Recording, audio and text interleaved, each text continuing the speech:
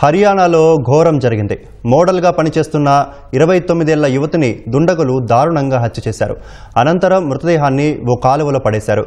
దర్యాప్తు చేసిన పోలీసులు ప్రియుడే హత్య చేశాడని అనుమానిస్తున్నట్లు తెలిపారు. హర్యానా సంగీత పరిశ్రమలో మోడల్ అయిన శీతల్ అలియా సిమ్మి చౌదరిని దుండగులు అత్యంత దారుణంగా గొంతు కోసి చంపారు. తర్వాత ఆమె మృతదేహాన్ని సోనీపట్లోని ఓ కాలువలో పడేశారు. జూన్ 14న శీతల్ కనిపించడం లేదంటూ పానీపట్ పోలీసులకు ఆమె సోదరి నేహా ఫిర్యాదు చేసింది.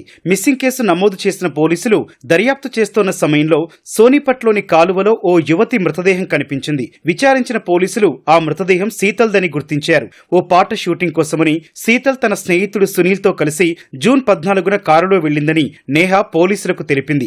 అదే రోజు రాత్రి 1 గంట సమయంలో శీతల్ ఫోన్ చేసి సునీల్ తనను కొడుతున్నాడని చెప్పిందని వివరించింది. తర్వాత శీతల్తో కాల్ కట్ అయిందని నేహా చెప్పింది. నిందితుడు సునీల్ కు ఓ హోటల్ ఉందని, అక్కడ శీతల్ కొన్ని నెలల క్రితం పనిచేసినట్లు సమాచారం. అప్పటికే 2 పిల్లలకు తండ్రి అయిన సునీల్ తనను పెళ్లి చేసుకోవాలని శీతల్ను వేధించగా ఆమె అంగీకరించలేదు. తర్వాత శీతల్ పని మానేసినప్పటికీ ఇద్దరి మధ్య అప్పుడప్పుడు ఫోన్ సంభాషణ జరిగేది. పరారీలో ఉన్న నిందితుడి కోసం గాలిస్తున్నారు. శీతల్ మృతదేహం దొరికిన కాలువ సమీపంలో సునీల్ కారుని గుర్తించడం అనుమానాలను బలపరుస్తోంది.